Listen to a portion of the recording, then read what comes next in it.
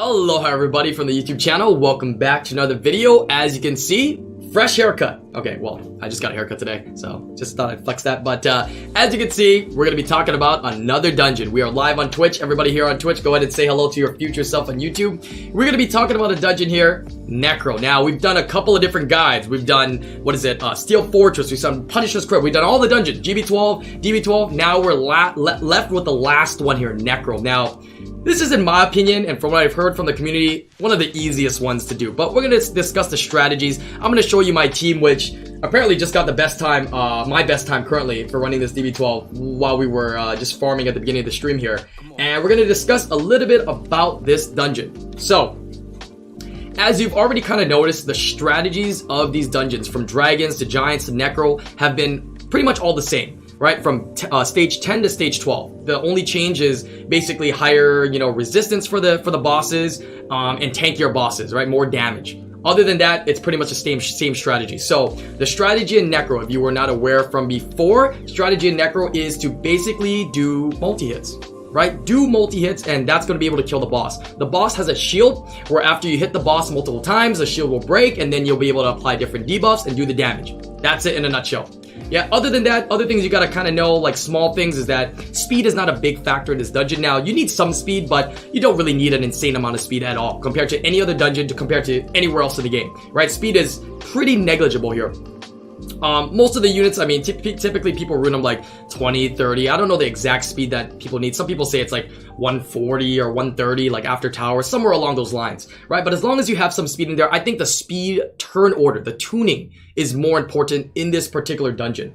So as you can see, this boss has a shield. We're breaking the shield. We're trying to apply the debuffs like defense break as well as attack speed slow, which can be very powerful, which I'll talk about in a little bit here. And other than that, just kill the boss, right?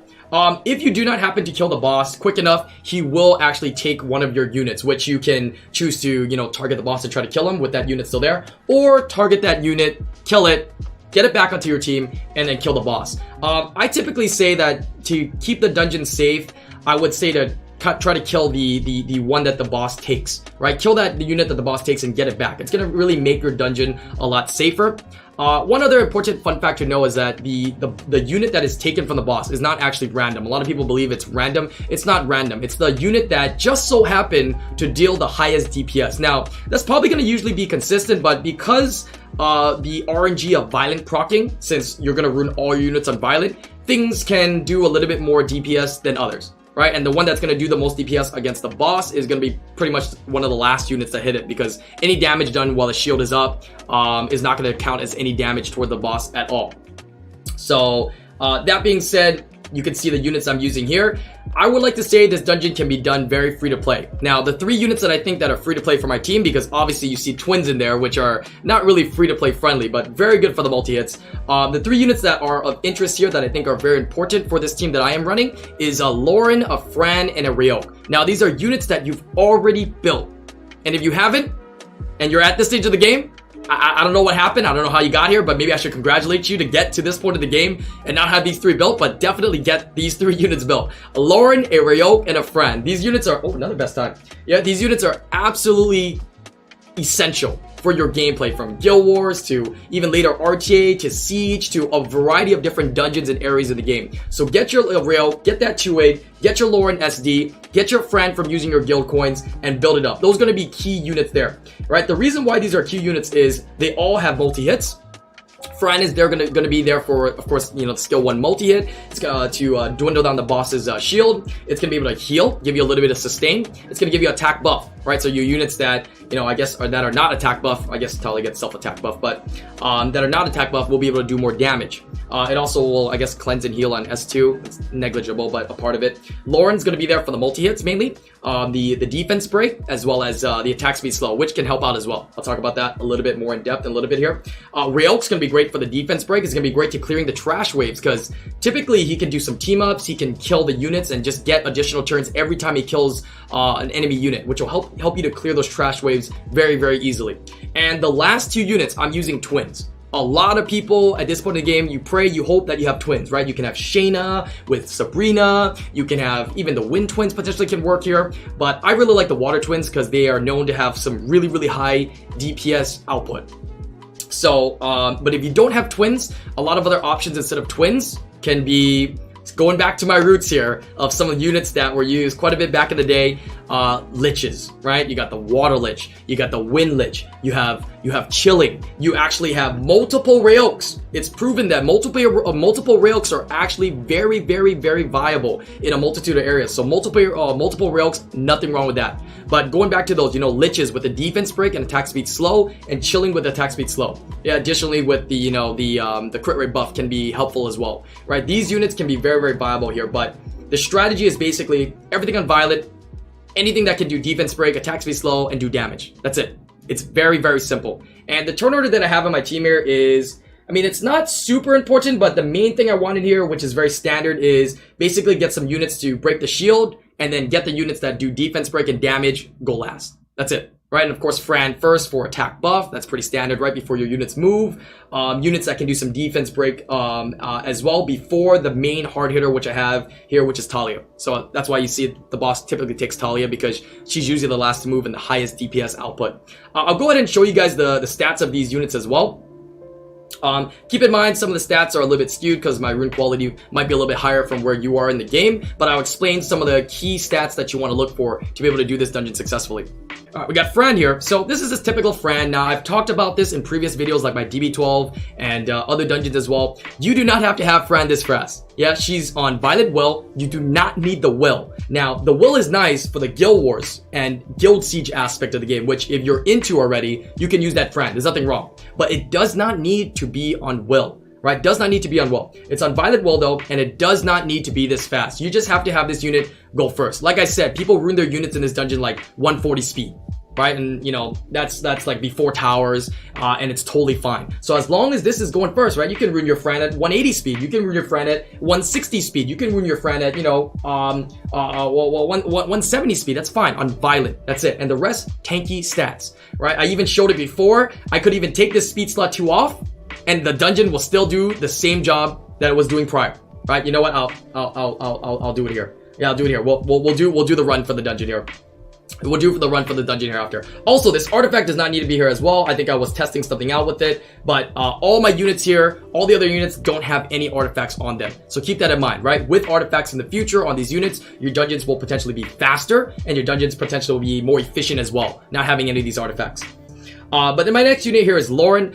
You can rune this on Violent anything, right? Violent Guard, Violent Focus, Violent anything. I decided to put some shield runes. I think having a shield set in this dungeon is kind of nice. You can put this shield set on your twins. You can put the shield set on your Rayoak. You can have the shield set on Fran or anything. But I think having one shield set, or definitely some shield sets if you have the runes, is going to be really nice. It gives you a little bit of a buffer on some of the trashed waves, or especially on the mid-boss stage against the Grego and the Golems, since those units tend to be a little bit faster. Right now, we talked about not ruling with that much speed, but the only units, I think, in the entire dungeon that are fast are the mid-boss dungeons. Those golems and that ancient mid-boss is like 170 speed or 160 something speed. So it will probably go before you if you rune it less than that, or it will go before you if you rune it less than that. But everything else in the dungeon, you should be able to outspeed, right? So just something small to note.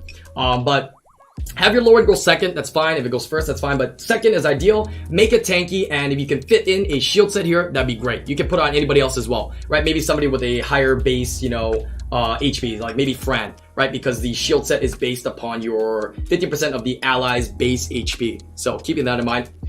Lauren just need to have over, you know, around 60. I think the actual data that they found was that you only need about 54% accuracy in dungeons except for dragons. Ask me why, I don't know, right? Dragons, you're looking to have around 60% accuracy, or 60 something percent accuracy. Yeah, whereas the giants and the Necro, you only need about 54%. I just still tell people flat 60%, right? These B12 dungeons, just go for 60% on units that are, you know, very important to land debuffs, right? Try to get that 60%.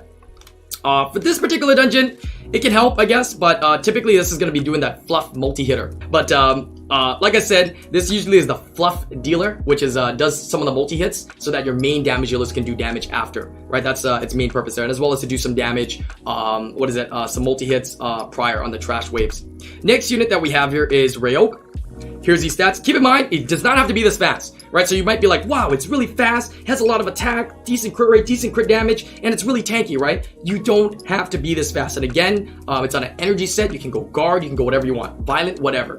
Right, some of you guys that are using your Rayoak from Guild Wars Guilty, it's probably on Will, or you probably have it on Will. That's fine. That'll work totally fine. It doesn't even have to be as tanky. I mean, if you get plus 8,000 or even plus 7,000 HP, that's going to be totally fine, right? Focus on making it do a lot of damage, and it doesn't have to be this fast, right? I like my Rayoak going third, right? It has a chance to, do damage after the Lauren, as well as it has a chance to set up defense break for the twins, which are going to be some of the damage dealers after that are going to be moving on the team. The next unit I have moving here is Sabrina. Yeah, the reason why I want Sabrina is because I want the best chance. She's on violent focus. I want the best chance to be able to land the defense break, to set up the defense break before Talia moves. Everything's about setting up the defense break so Sabrina can do damage, and of course the main damage dealer Talia, because she hits like a damn truck. So I have Sabrina going next on the team. Again, you can go on shield if you want. That's totally fine. All these units are on attack, crit damage, attack. All these damage units are on attack, crit damage, attack. Except maybe Rayoak, right? My particular Rayoak here. Oh, my Rayoak is on an attack build, right? Still attack, crit damage, attack. It just has a lot of speed subs, right? But you don't need to be this fast. I want to stress that. And last but not least is Talia. These are her stats. Again, attack, crit damage, attack. She's on fight. Doesn't need to be on fight, right? If you've got these weird sets you want to slap on like shield, which is great, and whatever other subsets are totally fine, right? But the main thing is to get it onto Vile and get the stats that you need for this dungeon to hit really hard and to not be too squishy as well, right? And still being the right turn order. But that's it. Of course, you can rune, like I said, the Liches or Chillings as damage dealers to also go.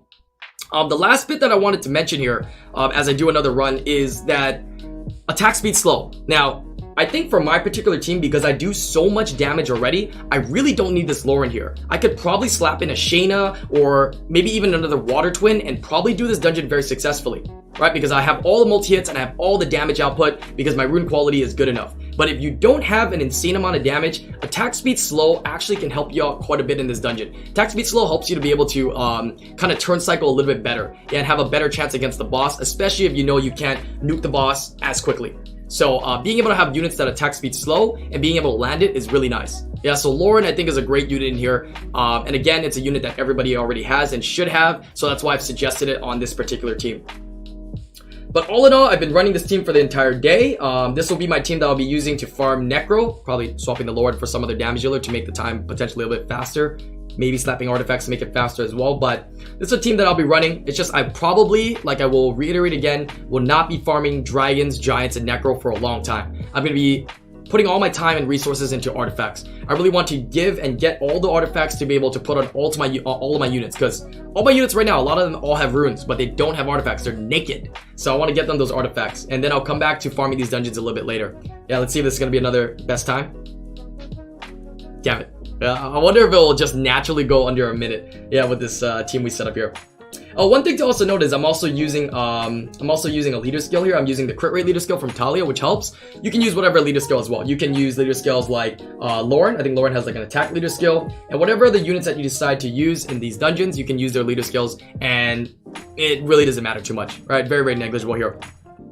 But other than that, yeah, the strategy, multi-hits, violent, defense breaking, nuke the boss. That's it, right? Very, very easy dungeon. Hopefully this guide kind of helps you out to get a little bit of the understanding of what this dungeon really needs. If you have any questions, feel free to stop by the stream, right? We stream pretty much 9 times a week, 9 time slots a week. Stop by, ask some questions, hop into the stream. I see a lot of people asking, when do you stream, Island? How can I catch you? If you hop over to my Twitch channel at twitch.tv/IslandGrown, you'll be able to type in my chat, even if I'm not live. Type !schedule, and that'll give you a link that'll give you my full schedule in your time zone automatically. So check those out and stop by anytime. I answer a lot of questions. We do a lot of chit chatting, and maybe if you got some detailed questions on your particular team or whatever dungeons you're having issues with, you can ask, and I'll try my best to help you out.